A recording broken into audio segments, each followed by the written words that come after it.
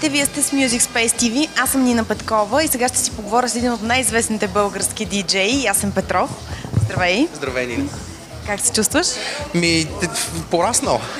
Преди партито. Той по време даже на партито, след 5 минути отивам да пускам и съм в чудесно настроение, хората са щастливи, надявам се да се получи една от вечерите, които след това ще могат да си спомнят с добро. От колко години се занимаваш професионално с музика? Някъде от 94-та година, което означава примерно повече от 16-17 години. А какво да си диджей? Какво да си диджей?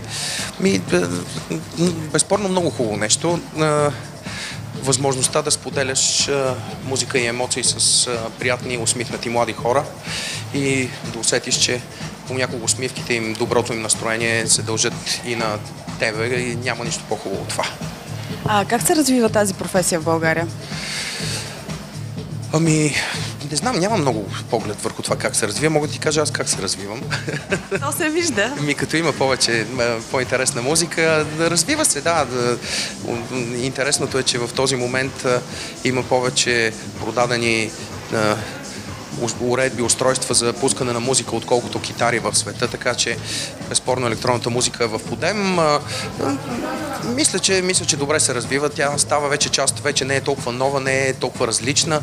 Приехме като част от нашето битие и вече, как да кажа, първоначалната еуфория помина, но пък вече спокойното приемане на тая музика дойде наред, което честно казано на мен повече ми харесва, защото истеричните крясъци понякога са, как да кажа, те не са показател за това, че едно нещо може да продължи дълго време, защото днес крещим на едно, пък утре можем да крещим на друго. Вече сме в фазата, в която реката е пълноводна и тече уверено. Някой те нарича така един от бащите на Метрополис. Как наблюдаваш, как се развива Метрополис през годините? Развива се, не знам, по принцип да кажа, че много се е развил, ще означава, че ще подценя усилията и труда и, как да кажа, емоциите, които сме вложили в началото. Аз смятам, че емоциите, труда и усилията са същите. Развива се... Как се променя? Променя се, да. Нормално е, променят се хората, които слушат тази музика и ние сме длъжни да отговорим на тези промени. Както казахме в началото, беше повече истерично, като избухване, като фойерверк. Сега вече сме като в една пълноводна река, която тече на едно такова настъпление, което не може да спре.